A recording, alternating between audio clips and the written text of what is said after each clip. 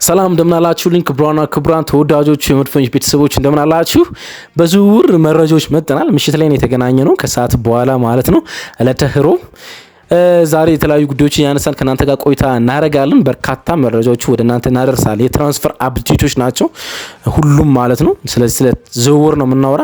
ክርስቶስ ዞሊስን በተመለከተ መረጃዎች አሉን። ጀርሚ ሞንጋ የሌስተር ሲቲ የመስመር ተጫዋችን በተመለከተ መረጃዎች አሉን። የቦርንማውዝን አሌክስ ስኮት በተመለከተ አርሰናል አዲስ ኢንተረስት ወይም ፍላጎት እንዳለው ተሰምቷል። በምን ምክንያት እሱን ነግራችኋለሁ። አርሰናል ከሳንድሮ ቶናሊ ዝውውር የወጣ ይመስላል። ምክንያቱንም እሱንም እንመለከታለን። እንዲሁም ደግሞ ሞርጋን ሮጀርስን በተመለከተ አዲስ አፕዴት አለ። እሱን በተመለከተ መረጃዎችን ማጋራት ይሆናል ማለት ነው። የምትገኙት በምትወዱት አርሰናል ኢንፎ ገጽ ነው። ትራንስፈር አፕዴት ላይ ነው የምንገኘው።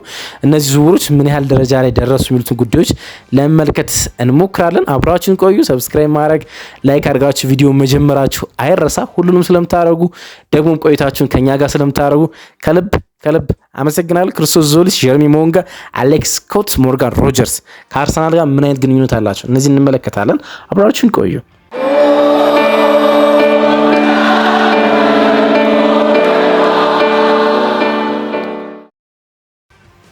ተመለስኩ። እንግዲህ የዓለም ዋንጫዎችን የተከታተላችሁ ይሆናል ብዬ አስባለሁ። የዓለም ዋንጫ ጨዋታዎች የሚከናወኑበት ሰዓት ነገሮችን ለማከናወን ወይም ደግሞ የዕለት ተዕለት ተግባሮቻችን ለማከናወን እንቅፋት እየሆነብን ነው የሚገኙት አይደለ?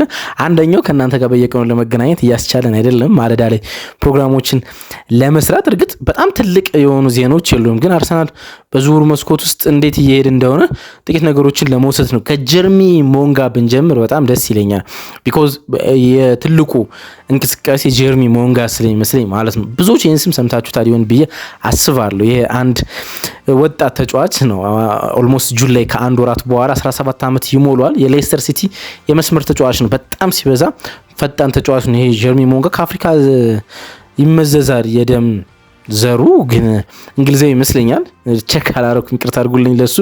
ጀርሚ ሞንጋ በጣም አስደናቂ ሲዝን ነው ከሌስተር ሲቲ ጋር ያሳልፈው። በጣም አስደናቂ ሲዝን ከአርሰናል ጋር በፐርሰናል አግሪመንት ሙሉ በሙሉ ተስማምተዋል። እንግዲህ አርሰናል ለዋናው ቡድን የሚያመጣው ተጫዋች ነው፣ ወይም ደግሞ ለህፃናቱ ቡድን ለአንደር 21 ምናምን አይደለም፣ ለዋናው ቡድን ነው የሚመጣ። ግን በቋሚ አስተላለፍ ውስጥ ወይም ደግሞ የመጀመሪያ ቡድን ተጫዋች አይደለም የሆነው፣ ግን ወሳኝ ተጫዋች። ምክንያቱም ሲኒየር ጌም ከጀመረ በጣም ቆይቷል። 15 ዓመት ከ271 ቀናት ያሉት ነበር ሲኒየር ጌሞችን ወይም ደግሞ ገና ለሌስተር ሲቲ በሻምፒዮንሺፕ መጫወት የጀመረ ማለት ነውና 15 ዓመት ከ271 ቀን በሻምፒዮንሺፕ የተጫወቱ ወጣቱ የምንጊዜም ሁለተኛው ተጫዋች ነው። ከሱ በታች ያለ አንድ ተጫዋች ብቻ ነው። ያን ያህል በጣም አስደናቂ ተጫዋች ነው። 2024-25 ሲዝን የመጀመሪያ ጨዋታውን ካረገ በኋላ በዛ ሲዝን 6 ጨዋታ አደረገ። በዚህኛው ሲዝን 2025-26 በሻምፒዮንሺፕ ሌስተር ሲቲ ወርዷል ወደ ሊግ 1 ማለት ነው። ጥሩ ሲዝን አልነበረውም ሌስተር እንደ ቡድን፣ ግን በግሉ 30 ጌሞችን አከናውኗል። ይህ የ17 ዓመት ተጫዋች ማለት ነው። የሚቀጥለው ወር 17 ዓመት የሚሞላው 16 ዓመቱ ላይ የሚገኝ ተጫዋች 30 ጨዋታዎችን ለሌስተር ሲቲ ማከናወን ጀምሯል ማለት ነው። እና ይሄ ፈጣን ባለብዙ ተስፋና በጣም ብዙ ከምትሉት በላይ በርካታ የእንግሊዝ ክለቦች ሲፈልጉት የነበረውን ወጣት ተጫዋች አርሰናል የግሉ ለማድረግ በጣም ተቃርቧል። 10 ሚሊዮን ፓውንድ ለተጫዋቹ አርሰናል ለሌስተር ሲቲ የሚከፍለው ሂሳብ ይሆናል። በሚቀጥሉት ዓመታት ውስጥ ይዳብራል ተብሎ ይጠበቃል። ከአርሰናል ውስጥ ከሚገኙ ወጣት ተጫዋቾች ኤሚሊ ማይልስ ኬሊ ወይም ደግሞ በብዙ ከሚጠበቀው ማክስ ዶማን ወይም ማርሊን ሳልሞን ጋር አብሮ በፍጥነት ያድጋል ተብሎ ይጠበቃል። ጀርሚ ሞንጋ የአርሰናል የመሆን እድሉ የቀናት ጉዳይ ብቻ ነው። ሌላ ማነሳላችሁ ከሰሞኑ በበርካታ ሚዲያዎች የተዘገበ ያለ የሞርጋን ሮጀርስ ጉዳይ ነው። ሞርጋን ሮጀርስን በተመለከተ በርካታ ሚዲያዎች ነው ያሉት። አንዱ ሞርጋን ሮጀርስን በተመለከተ አፕዴት የሌለበትን ጉዳይ ልንገራችሁ በደንብ ማለት ነው። እሱም ብታደምጡኝ ደስ ይለኛል። የእንግሊዝ ካምፕ አሰልጣኝ ቶማስ ቱል ተጫዋቾች ከኤጀንቶቻቸው ጋር እንዳይገናኙ ዓለም ዋንጫ ውስጥ ያሉ ዓለም ዋንጫ የሚገኙ ተጫዋቾች ኤጀንቶቻቸው ጋር እንዳይገናኙ አግዷል። ኤጀንቶቻቸው ጋር በተገናኙ ቁጥር ትኩረታቸው ለዓለም ዋንጫ መስጠት ያለባቸው ትኩረት ይቀንሳል በሚል ስለ ዝውውሮች ብዙ እንዳይጨነቁ፣ ከክለቦች ጋር ፐርሰናል አግሪመንቶችን እንዳያረጉ፣ እንዲሁም ደግሞ ስለ ድርድር ኤጀንቶቻቸው የሚመጡት አፕዴቶች ማን ክለብ እንዳቀረበለት የሆኑ አፕዴቶች እንዳይኖሯቸው በሚል እናም ቅድም እንዳልኳቸው ሙሉ ትኩረታቸውን በሚቀጥሉት 60 ቀናት በሚከናወኑት የዓለም ዋንጫ ላይ እንዲያከናውኑ ስለተፈለገ እሱና ኤጀንቱ የተገናኙ አይደለም። ሶ አብዴት አይኖርም ማለት ነው። እሱን መጠበቅ በጣም ግዴታ ነው። ግን ሃንድ ኦፍ አርሰናል የሚባል አንድ ትዊተር ገጽ አለ። እንግዲህ በዚህኛው የዝውውር መስኮት ምን አይነት ጊዜ እንደሚያሳልፍ አላውቅም። በባለፉት ጊዜያት ማለት ባለፈው አመት እንዲሁም ከዛ ቀደም በነበሩት የዝውውር ጊዜያቶች ስለ አርሰናል የሚጽፋቸው መረጃዎች በጣም ታማኞች ናቸውና እሱ አሁን ማንቸስተር ኢቭኒንግ ኒውስ የሚባል ማንቸስተር ከተማ ላይ የሚታተም አንድ ጋዜጣ አለና ማንቸስተር ዩናይትድ ፍላጎት እንዳለው ገልጾ ጽፏል። ከዛ በኋላ ምላሹ ምን እንደሆነ አልጻፈም። ሃንድ ኦፍ አርሰናል ምን ይላል? ማንቸስተር ዩናይትድ ጥያቄ አቅርቦ ለሞርጋን ሮጀርስ ፕራዮሪቲው አርሰናል እንደሆነ አሳውቋል ነው የሚለውና አርሰናል መጀመሪያ የሚያደርገው እንግዲህ እንደምታውቁት ያለፈት አመታት እንዳደረገው ፐርሰናል አግሪመንት ነው ከክለቦች በፊት የሚያከናውነው ማለት እንደ ፕሮፌሽናል አሰራር መጀመሪያ ክለቡን አናግራችሁ ነው ተጫዋቹ ማናገር ያለባችሁ። ይፋ አሰራር እሱን ነው የሚፈቅድ። ግን አንድሪያ በርታ ምን ያደርጋል መሰላችሁ? ትርጉም የለውም ብሎ ስለሚያስብ ከተጫዋቹ ጋር ሳትግባቡ ወደ ክለቦች መሄድ መጀመሪያ በአንድ ቦታ ላይ ከ3-4 ተጫዋቾች ጋር ፐርሰናል አግሪመንት ነው የሚወደው ከተጫዋቹ ጋር ለመግባባት ነው የሚሞክሩና 1 2 3 4 በጣም ብዙ ተጫዋቾች ጋር ካረገ በኋላ ነው ከክለቦች ጋር ድርድር የሚጀምረው ማለት ነውና ከሞርጋን ሮጀርስ ጋር ገና ፐርሰናል አግሪመንቶች አልተጠናቀቁም። ግን ፕራዮሪቲው ሞርጋን ሮጀርስ ወደ አርሰናል መምጣት ነው። እሱን እንግዲህ ሃንድ ኦፍ አርሰናል አስነብቧል። ግን ትልልቆቹ ያ ማለት አርሰናል ኢንተረስት እንዳለ ሞርጋን ሮጀርስ ነው የዚህኛው የክረምት ተጫዋቾች የዝውውር መስኮት የአርሰናል ዋነኛው ኢላማ እንደሆነ የዘገቡ እንጂ አትሌቲክ እና ቢቢሲ ስካይ አርሰናል እና ሞርጋን ሮጀርስ ግን ምን ያህል ርቀት እንደተጓዙ እና በዝውውር ውስጥ ምን ያህል ደረጃ ላይ እንደደረሱ ማስቀመጥ አልተቻለም። እሱን አፕዴት አደርጋቸዋለሁ ማለት ነው። ሌላ ምናነሰው ጉዳይ የአሌክስ ስኮትን ጉዳይ ነው። አርሰናል የአማካይ ስፍራ ተጫዋች ይፈልጋል። ካሉት የአማካይ ስፍራ ተጫዋች ተጨማሪ ማስፈረምን ይሻል፣ እሱ እርግጥ ነው።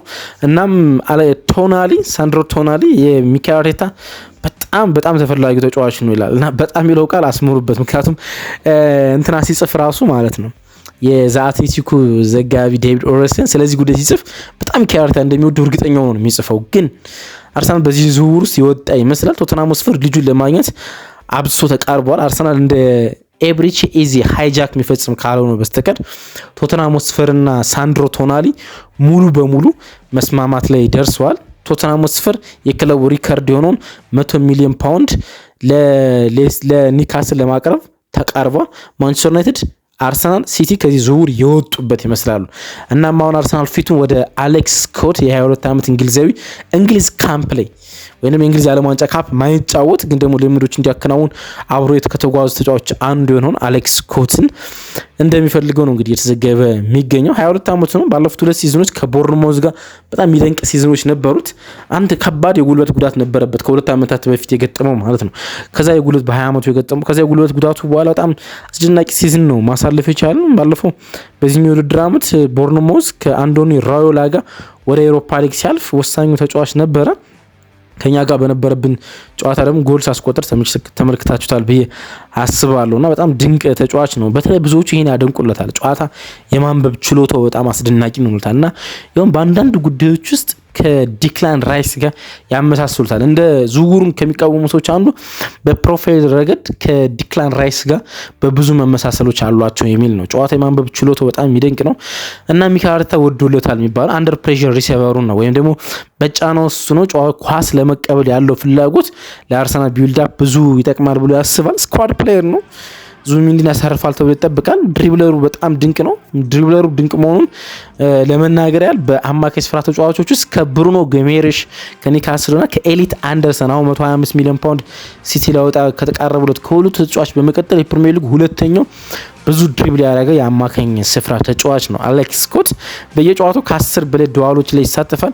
56% በላይ ወደ 60 የተቃረበ ዱዋሎችን የማሸነፍ ስኬት አለው። እናም አርሰናል በአማካኝ ስፍራ ላይ ከዚህ ተጫዋች ጋር ስሙ መያያዝ ጀምሯል። እሱን አፕዴት ላርጋችሁ ብዬ ነው። መጨረሻ ላይ የምንመለከተው ክርስቶስ ዞሊስ ነው። እንግዲህ ባለፈው ብዙ ነገሮች አውርተናል ስለ ክርስቶስ ዞሊስ ዝውውር። ይሄ ግሪካዊ ኢንተርናሽናል የክለብ ብሩጅ ፈጣን ተጫዋች በአርሰናል ራዳር ውስጥ መገኘት ብቻ ሲሆን የአርሰናል የክረምት የመጀመሪያ ፊርማ ከጀርሚ ሞንጋ ቀጥሎ የመሆን እድሉ በጣም ሰፊ ነው። እንግዲህ አርሰናል ሁለቱም ቴናሊን ማርቲኔሊ እንዲሁም ደግሞ ትሮሳርድን ሁለቱንም ከክለቡ የመለየት እድል እንዳላቸው ነው በርካታ ሚዲያዎች እየዘገቡ የሚገኙት። እናም ክርስቶስ ዞሊስን የማስፈረም እድል አለው። ተጫዋቹና አርሰናል በሁሉም ጉዳዮች ላይ ጨርሷል። አርሰናል ክለብ ብሩጅ የሚያቀርበው የ45 ሚሊዮን ዩሮ ጥያቄ ከፍ ያለ ነው ብሎ ያስባል። 30 ሚሊዮን ዩሮ በቂ ነው ብሎ ነው የሚያስቡት ለክርስቶስ ዞሉስ። እሱ ጉዳይ ብቻ መፍትሄ እስኪያገኝ ካልሆነ በስተቀር ብዙ ተጫዋች ወደ አርሰናል የመምጣት እድሉ በጣም ሰፊ ነው። 40 የጎል ተሳትፎ ነው ያለው። ታምናላችሁ? 40 የጎል ተሳትፎ ማለት ነው 17 ጎልና 23 አሲስት ነው ማከናወን የቻለው በ36 የቤልጂየም ፕሮ ሊግ ጨዋታዎች ማለት ነውና በአውሮፓ 5 ሊጎች ከሱ የተሻለ የጎል ተሳትፎ ያለው ተጫዋች ሃሪኬን ብቻ ነው። ታምናላችሁ? ሃሪኬን ይኸውም በሙኒክ በሻምፒዮንስ ሊግ ብዙ ጨዋታዎችን ያከናወነው ተጫዋች ማለት ነው። 41 ጎል ተሳትፎ ነው ያለው ሃሪኬን 36 ጎልና 5 አሲስት። ከሱ በመቀጠል በአውሮፓ ውስጥ ከፍተኛ ጎል ተሳትፎ ያለው ክርስቶስ ዞሉስ አንሪል የሆነ ቁጥር ነው ያለው። እንግዲህ ማርቲኔሊና ትሮሳርድ በጋራ በዚህ ውድድር ዓመት በሁሉም ውድድሮች ነው ማለት በፕሪሚየር ሊግ ጋር በሁሉም ውድድሮች 19 ጎልና 17 አሲስት ብቻ ነው ያላቸው። 19 ጎል 17 አሲስት ማለት ነው። በጣም አነስተኛ ነው። አንዳቸው 53 አንዳቸው 50 ጨዋታዎችን በሁሉም ውድድሮች አከማን በድምር 103 ጨዋታዎችን መጫወት ችሏል እና ያላቸው የጎል ተሳትፎ እሱ ነውና ከፍ ያለ የጎል ተሳትፎ ያለው ተጫዋች ይፈልጋል። ግን ባይሳካለትም ደግሞ የፕሪሚየር ሊግ ልምድም ያለው ተጫዋች ነው። ኖርዊች ነበረ እግር ኳስ ህይወቱን የጀመረው በፖክ ነው። በፖክ በጣም አስደናቂ የእግር ኳስ ህይወት ነበረው። ከዛ ወደ ኖርዊች መጥቶ ለመጫወት ሞክሯል። ኖርዊች በነበረበት ጊዜ ስኬታማ 2 የውድድር ጊዜያቶችን አሳልፏል ማለት አይቻልም። 2021 ነው ወደ ኖርዊች የመጣ ማለት 2020 ነው። ግን ጥሩ ሲዝኖች አልነበሩትም። በሁለቱ ሲዝን 3 ጎሎችን ብቻ ነው ማስቆጠር ይቻለ በ30 ጨዋታ 14 የፕሪሚየር ሊግ ጨዋታዎችን 2021 ላይ ማድረግ ይቻለ። ከዛ በኋላ ነው የእግር ኳስ ህይወቱ እንደገና ባለፈው ጊዜ እንዳልኳችሁ እያንሰራራ መምጣት የቻለው ማለት ነው። ከኖርዊች ከወጣ በኋላ ወደ ደች ነበር ያመራ። ወደ ኤርዲቪዝ አመርቶ ለኤፍሲ ቲዌኒ በውሰት ተጫወተ።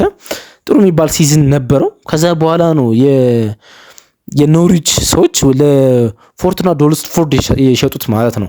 ፎርቱና ዶልስፎርድ በቡንደስሊጋ 2 ውስጥ በጣም አስደናቂ ሲዝን አሳለፈ። 23 ጎሎችን መረብ ላይ ማሳረፍ ቻለ። 23 ጎል ነው ያልኳችሁ፣ አምናችሁኛል። የመስመር ተጫዋች ነው። በጣም የሚገርም ቁጥር ነው ያለው። 2023 ነው ይሄ የሆነው። ከዛ በኋላ ክለብ ብሩጅ ተጫዋቹን አስፈረሙ። ለክለብ ብሩጅ በሁለት ሲዝኖች ውስጥ 43 ጎሎችን ነው ማስቆጠር የቻለ በድምር ማለት ነው በሁለት ሲዝን።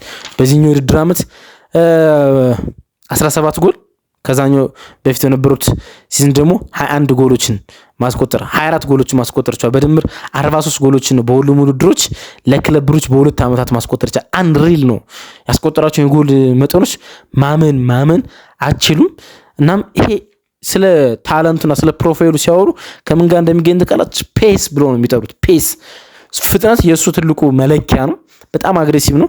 ሹት ከማን ጋር ይመሳሰላል ካላችሁ ዴፊኒትሊ ቀጥታ ከቪክተር ዮኬሬሽ ጋር በቀጥታ ይመሳሰላል። የሹት አቢሊቲ በቃ ቪክተር ዮኬሬሽ ነው። ፔሱ ከማርቲኔሊ ጋር ይመሳሰላል። እንግዲህ በፕሪሚየር ሊግ ውስጥ እንዴት ይሆናል እርግጠኞች መሆን አንችልም አይደል? ግን ቪዲዮችን ወደ ዩቲዩብ አምርታችሁ ጎራ ብላችሁ ስትመለከቱ ግን ፍጥነቱን አክሰሌሬት የሚያደርግበት መንገድ በጣም አስደናቂ ተጫዋች ነው። እሱ ይገኛል። አርሰናል በእነዚህ ተጫዋቾች ጉዳይ ላይ ስራ እየሰራ እንደሆነ እንግዲህ የተዘገበ የሚገኘው ሞርጋን ሮጀርስ፣ ክርስቶስ ዞሉስ፣ ጀርሚ ሞንጋ፣ አሌክስ ስኮት እነዚህን ተጫዋቾች በተመለከተ ስራዎችን እየሰራ እንደሆነ ነው የተመለከተ የምንገኘው። ከአርሰናል የሚወጡ የሚጠበቁ እና አርሰናል ጥያቄዎችን ለመቀበል በሩን የከፈተባቸው ተጫዋቾች አሉ። ሁለቱ የመስመር ተጫዋቾች ቴናል እና ሊዮ እንዲሁም ደግሞ የአጥቂ ስፍራ ተጫዋቹ ገብርኤል ሱስ እንዲሁም ይወጣል ተብሎ ይጠበቃል። የ19 ዓመቱ የመስመር ተጫዋች በውሰት ማርሴ ኢተን ንዋኔሪ እሱም ከክለቡ ጋር ይለያያል ተብሎ ይጠበቃል። እነዚህን ተጫዋቾች ከክለቡ ጋር የመለያየት እድላቸው ፋቪዮ ጨምሮ ማለት ነው። እነዚህ ተጫዋቾች ከክለቡ ጋር የመለያየት እድል ሰፊ ነው። እነዚህን ጥያቄዎች አርሰናል ይቀበላል። ሰኞ ዕለት ነው የተጫዋች የዝውውር መስኮት የተከፈተ ዓለም ዋንጫ ያለበት ሲዝን ስለሆነ እስከ ሴፕቴምበር 1 ይቆያል። ይህ ማለት 2 ወር ከ15 ቀናት ያህል የዝውውር መስኮቱ ክፍት ነው ይቆያል ማለት ነው። 2 ወር ከ15 ቀናት ያህል በጣም ሰፊ ጊዜ ነው ገና ያለ። ግን አርሰናል የዝውውር ጉዳዮችን በእርጋታ ግን ደግሞ በተጠና ሁኔታ ይጨርሳል በሚቀጥሉት ጊዜያት ተብሎ ይታሰባል። አፕዴቶች እነዚህ ናቸው። እንዴት ናችሁልኝ? ስላገኘኋችሁ በጣም ደስ ብሎኛል። ዓለም ዋንጫን የተከታተላችሁ እንደሆነ ተስፋ አድርጋለሁ። መልካም ምሽት ይሁንላችሁ። የአርሰናል የእንግሊዝ ብሔራዊ ቡድን ተጫዋቾች ራይስ፣ ኢዜ፣ ሳካ እንዲሁም ደግሞ ማዱኬ ዛሬ ምሽት 5 ሰዓት ጨዋታቸውን ያደርጋሉ። ለእነሱ መልካም ጨዋታ ባይ። ወዳችኋል።